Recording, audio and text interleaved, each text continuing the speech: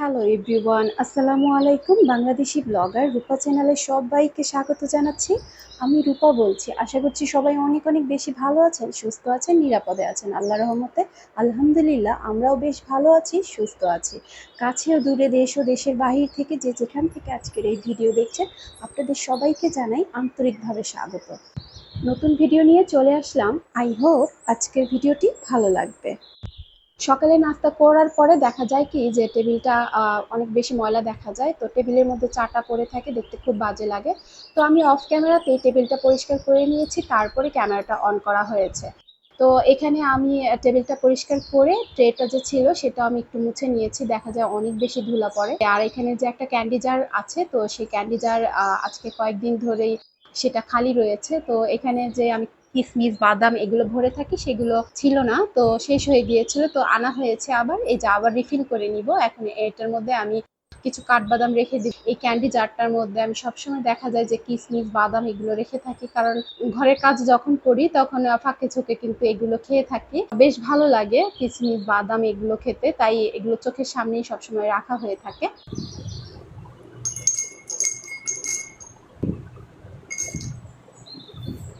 আমার প্রিয় আপু, প্রিয় ভাইয়ারা, ভিডিওটি যারা এই মুহূর্তে দেখছেন একটা লাইক দিতে এখনো ভুলে গিয়েছেন, প্লিজ একটা লাইক দিয়ে ভিডিওটি কন্টিনিউ করবেন। আর আপনারা যদি সিম্পল লাইফস্টাইল ব্লগ দেখতে পছন্দ করেন বা আজকে আমার চ্যানেলটি নতুন ভিজিট করছেন, চাইলে আমার চ্যানেলটিকে সাবস্ক্রাইব করে সাথে থেকে যেতে পারেন। আর যারা অলরেডি সাবস্ক্রাইব করে সাথে আছেন তাদেরকে জানাই অসংখ্য অসংখ্য ধন্যবাদ। এই যে আমি আমার পুরো ডাইনিং রুমটাকে দেখিয়ে দিলাম কিভাবে আমি আমার ডাইনিং রুমটাকে সবসময় পরিষ্কার পরিচ্ছন্ন করে পরিপাটি করে রাখি।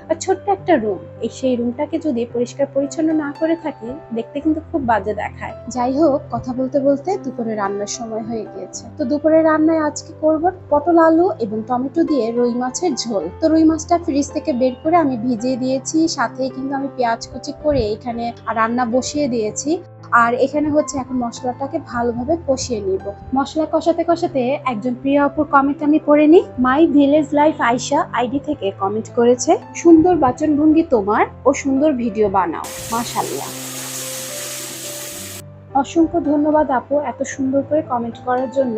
এখানে আমি তরকারিটা কিন্তু কষানোর জন্য আরেকটু পানি অ্যাড করে দিয়েছি, আর এখানে আলু পটল এগুলো কিন্তু কেটে নিয়েছি।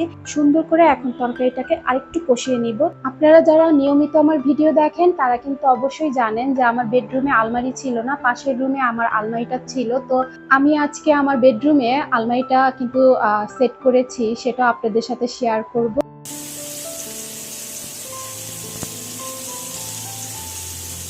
মাছগুলো ভাজা হয়ে গিয়েছে, তো এখানেও কিন্তু তরকারিটা ভালোভাবে কষানো হয়ে গিয়েছে। এখন আমি এখানে দিয়ে দিব পরিমাণ মতো পানি। তো পানিটা দিয়ে মাছগুলো দিয়ে সুন্দর করে কিন্তু নেড়ে চেড়ে আমি ঢাকনা দিয়ে ঢেকে দিব। তো এই দুপুরে রান্না আজকে এই ছিল। আমি কিন্তু বাড়তি কোনো ঝামেলা করিনি। আমি আজকে এক তরকারি রান্না করেছি। এক তরকারি রান্না করারও একটাই কারণ, আমি আমার বেডরুমটাকে একটু নিউ লুক দেওয়ার চেষ্টা করেছি। তো আলমারিটা কিন্তু আমি একা নিয়ে আসিনি, আপনাদের ভাইয়া সকালে অফিস যাওয়ার আগে আলমারিটাকে দিয়ে গিয়েছে বেডরুমে, পাশের রুম থেকে শিফট করেছে। তো সেটা গুছাতে গুছাতে অনেকটা বেলা কিন্তু পার হয়ে গিয়েছে। তো এইখানে তো আমার রান্না বান্নাও আছে, সংসারের অনেক কাজ।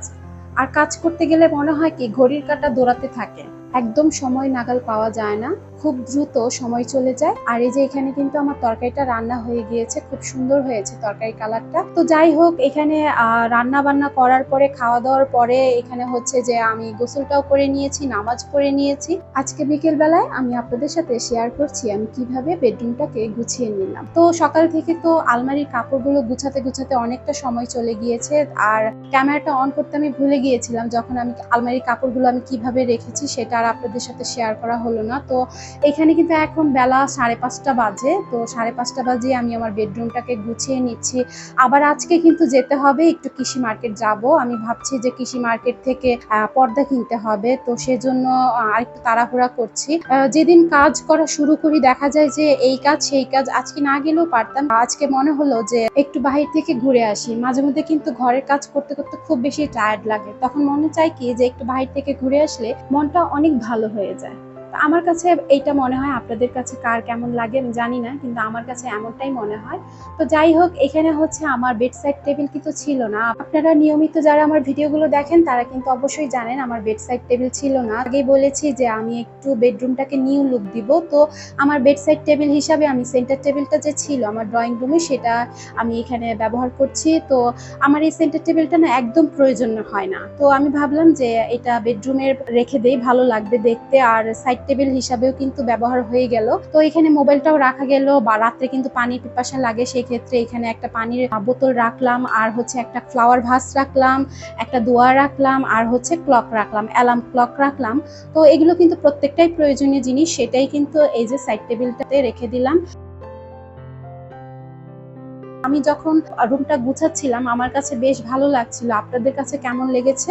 আপনাদের মূল্যবান কমেন্টের মাধ্যমে আপনারা কিন্তু জানাতে পারেন আপনাদের ভালো লাগা মন্দ লাগা। কিচেন ক্যাবিনেট ভিডিওটা যে দিয়েছি সেটার সম্পর্কে আপনারা অনেকেই বিস্তারিত জানতে চেয়েছেন, যে সেটার হাইট কত, দাম কত, কেমন হলো, কি কাঠের মধ্যে। আপুরা ও ভাইয়ারা সবার কমেন্টের রিপ্লাই আমি দিব। দাম কত নিয়েছে এবং হাইটটা কতটুকু সেটা কিন্তু আমি পরবর্তী ভিডিওতে আপনাদের সবার কমেন্টের রিপ্লাই কিন্তু আমি দিয়ে দিব।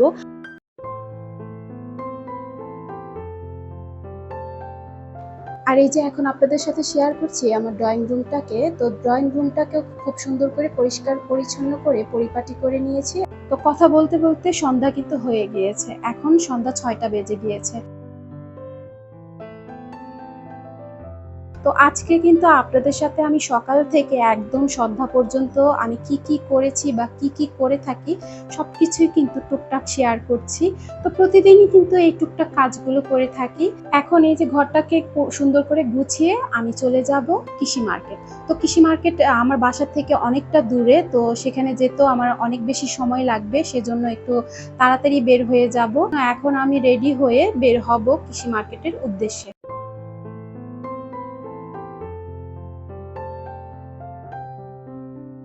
তো চলেন আপনাদেরকেও নিয়ে যাই আমি কৃষি মার্কেটে। কৃষি মার্কেট আস্তে আস্তে দেখা গিয়েছে মাগরিবের আজান হয়ে গিয়েছে, আর দেখেন সারা রাস্তা জুড়ে ল্যাম্পপোস্টের সোডিয়াম আলো চারিদিকে ছড়িয়ে পড়েছে।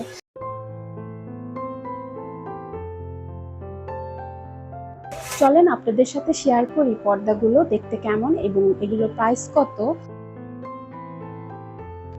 এই যে এখানে যে পর্দাগুলো দেখছেন এগুলো হচ্ছে 500 টাকা করে, আর এই যে এখন যে পর্দাগুলো দেখাচ্ছি সেগুলো ছিল 250 টাকা করে। আর এখানে কিছু এক কালারের মধ্যে কটনের পর্দা রয়েছে, সেগুলো হচ্ছে 450 টাকা করে।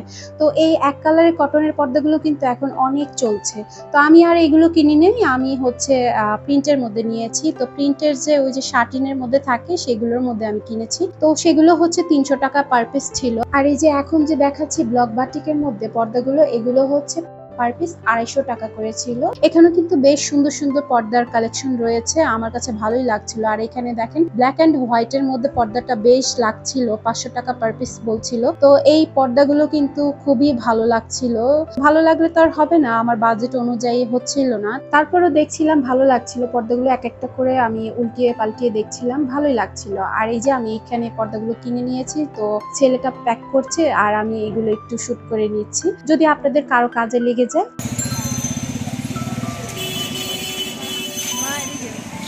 আশা করছি আজকের এই ভিডিও আপনাদের কাছে ভালো লেগেছে। আজকে এখান থেকে আপনাদের সকলের সুস্থতা কামনা করে বিদায় নিচ্ছি। আপনারা সকলেই ভালো থাকবেন। আল্লাহ হাফেজ। আসসালামু আলাইকুম।